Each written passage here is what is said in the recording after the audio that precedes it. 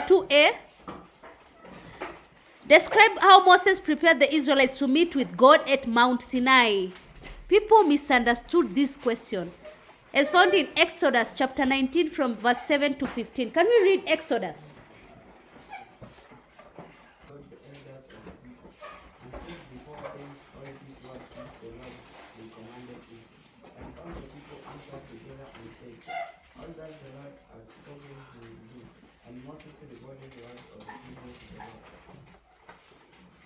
And the Lord said to Moses, Look, I am coming to you in a big cloud, so the people may hear when I speak to you, and the nation will be forever. Then Moses told the words of the people to the Lord. The Lord said to Moses, Go to the people and say, Great prayer, day and small, let them know their God. And be ready by that day. That day the Lord will come stand upon Mount Sinai in the sight of all people. And you shall set boys for the people round about, saying, Take heed that you do not go up into the mountain of touch the border of it. Whoever touches the mountain shall be put to death. No hand shall touch you, but it shall be torn out short. Whether you show love, you shall not live when the travel so that was lost. They shall come up to the mountain. So Moses went down from the mountain to the people and considered the people, and they washed their garments.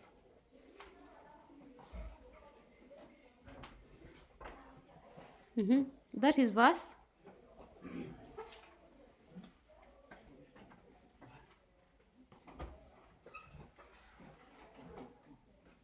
And he said to the people, Be ready by that day, not go near a woman.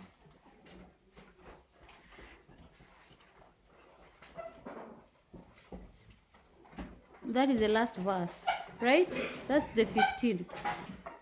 Moses called the elders of the people and told them all the words which the Lord had commanded. The people said that they will do all the Lord had said. Moses reported the words of the people to God. God told Moses that he will come in a thick cloud so that the people will hear him speaking and believe Moses forever. God told Moses to concentrate people for 3 days. Moses told the people to wash their garments. Moses set bounds for the people.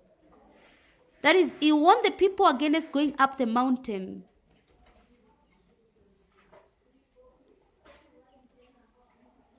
Because they will be, and warn them that they will be put to death, or they will be what? Stoned, as we have read. He also said to the people that if they hear the trumpet blasts, they would come near the mountain. Moses went down the mountain and consecrated them as the Lord had commanded. The people washed their garments, and then Moses told the people not to have sexual relations. It's important to remember, and people have forgotten. I don't know, because some of you wasn't teaching you previously, but I told you you should write all your answers from now up to the kcse in prose form. You're not supposed to number your work, yes? Most of you are writing it correctly like that. You're supposed to write like in a paragraph, in prose form, all the answers in C.R.E. Question 2b. Identify 7 conditions God gave Israelites during the renewal of Sinai covenant. So can we also read there? Open your Bibles and tell me which verses about the conditions God gave Israelites during the renewal of the Sinai covenant. You read Exodus chapter 23 verse 14. Read. 3 times in the year you shall keep the feast to me. You shall keep the feast of unleavened bread as I commanded you. You shall eat unleavened bread for 7 days at the appointed time in the months of the Habib, for in which you turn to pray for Egypt. Now shall appear before the end time. You shall keep the feast of harvest, of the first fruit of your labor, of what we sow in the field. We shall keep the feast of the gathering at the end of the year, when we gather in from the field the fruit of their labor. 3 months in the year shall 3 times in the year shall all your males appear before the Lord God. You shall not offer the blood of my sacrifice with the living bread, or let the fat of my food to remain until the morning. The first of the first fruit of the ground shall be bring into the house of the Lord God. You shall not boil the fish in the mother's field. Okay, so thank you. They were to obey what God commanded them to do. That is the first. They were not to make any treaties with those who lived in the land where they were going, to destroy their altars or smash their sacred stones, or to cut them down, the sacred places of their sharers. Not to worship any other god, for the Lord is a jealous God. You don't have to add the Lord is a jealous God. You should just say not to worship any other God. It's still okay even if you don't add. They were not to make cast idols. They were to keep various feasts. For example, the feast of the unleavened bread. They were to rest on Sabbath day. They were not to intermarry with foreigners. They were to dedicate their male firstborn to God, to give their first fruit of produce to God. Question 2C. State 6 lessons Christians learned from the leadership of Moses. 6 marks. So Christians learn that you should start that Christians should, or Christians learn that, or you should start they.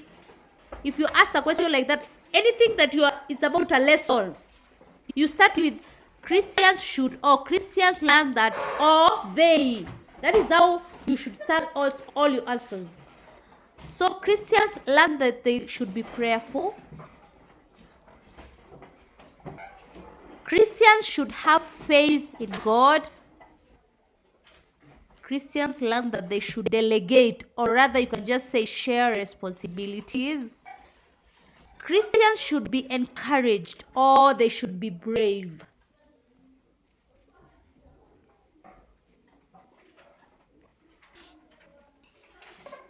Christians should exercise self-control.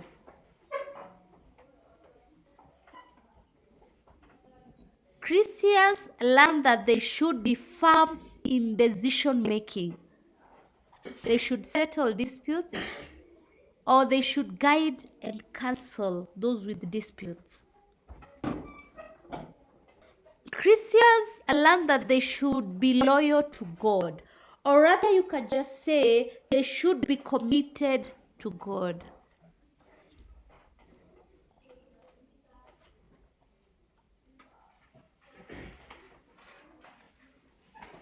They also learn that the Christians should be humble. They should be tolerant, or rather patient, or rather endure.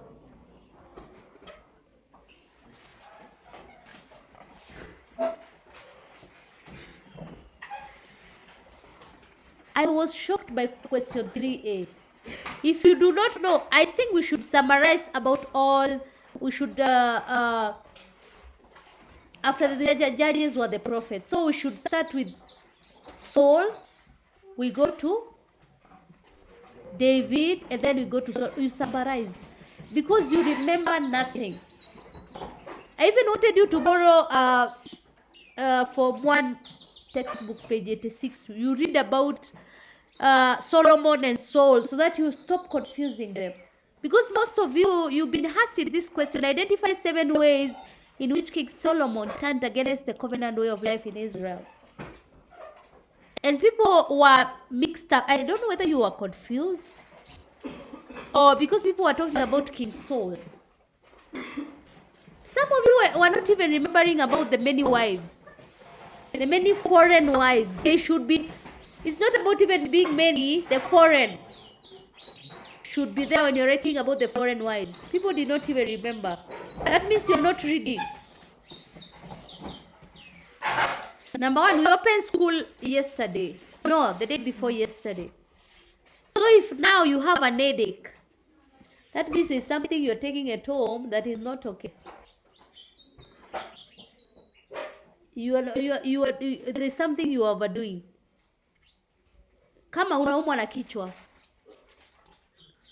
Because now when you're here in school, you have the deficiency of it.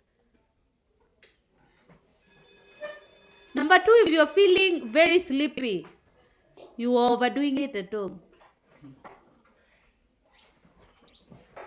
There's also an headache of tea. If you are taking tea often than normal, tea can be with milk or without milk. So can you adjust your body? I'm also trying to adjust because I'm back to school. You also do what? Adjust. Your stomach, you are eating often when you are at home. Si chakula iko hapo. Now when you're here, we have to eat by a schedule. So you should be able to adjust. Change is inevitable. Yani inakuja kila wakati. You should embrace change. It's often. Wacha na ile mambo ya kitambo kusema tulikuwa tunafanya nini tulikuwa. Embrace the change. Accept it. It's there to help you. So we continue. We have a double lesson. So we continue. So we are talking about how King Solomon turned against the covenant way of life in Israel. He married foreign wives who introduced worship of idols. The next point, people are writing it so correctly, I liked it. He murdered his half-brother, who? Adonijah, with suspicion that he would be rival him. He taxed Israelites heavily for his upkeep. He built high places of worship in Israel. He built high places of worship in Israel. He subjected the Israelites to forced labor. He signed treaties with his neighbors for protection. He disobeyed instructions given by him by his father David.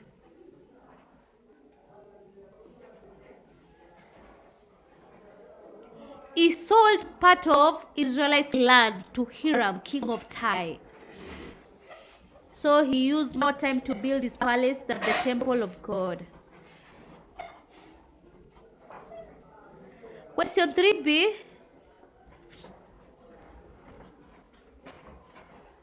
State the challenges Prophet Elijah faced in Israel. 7 marks. There was widespread idolatry, or rather you can just say there was widespread apostasy among the Israelites. Widespread idolatry. Number 2, there was corruption, or rather you can just say there was injustice as per people rejected. Or in basic terms, at this point you can say they ignored to live according to the covenant way of life. There was religious persecution, or rather you can just say there was hostility because Jezebel had put to death some of the prophets of Yahweh. Most of you read this. So also he had to prove to the people that Yahweh was the true God and not Baal. He had to run away and hide in wilderness to escape the threats of King Ahab. He had to run and hide in the wilderness to escape the threats of King Ahab and Jezebel. He was discouraged. Some of you told me he felt lonely, which is true. Still the same point. He was discouraged, or you can say he felt lonely. He got depressed, or you can say he prayed for his death. He was accused by King Ahab as a troublemaker in Israel. Some of you, some of the points that you had also, some people are saying that he lacked food. Is it? He lacked food. I think I also gave that.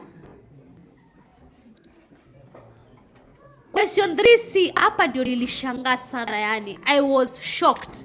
As a teacher, I was shocked because things you were writing are not supposed to be written in a C.R.E paper.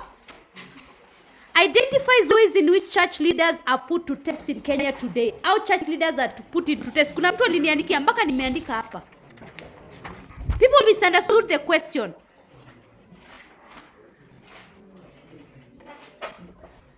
Number one, when you're writing the answers to this question, don't start through, they are tested through. No. How are they tested? Number one, there is human suffering. But some people are telling me funds for building, they are tested by funds for building. How can you be tested? You've been given funds to build the church, right? How are you tested? Others were telling me when you're given funds for helping, that is not an answer. The one that got me mad that you're not supposed to write is they are tempted by watching porn. There are three people. Mpaka nikaandika hapa.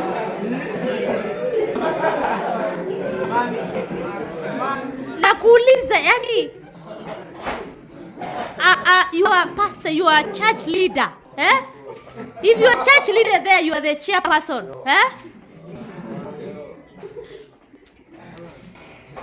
Number one, human suffering, which hinder people from accepting the message of hope. That was the first our church leader is put it to test in Kenya today, is human suffering, which hinder people from accepting the message of hope. Number two, there is inadequate knowledge. I think people never understood this question. Inadequate knowledge on how to deal with various groups in the church. There are temptations to acquire wealth unjustly. Too much expectations from members of sexuality. Now the one for porn, you should have put it like that. Inability to control or meet their human desires, for example, sexuality. So they might find themselves in an insecure environment or hostile environment. Another way they are put it to test is a lack of cooperation. Lack of cooperation from the members or even outsiders. Lack of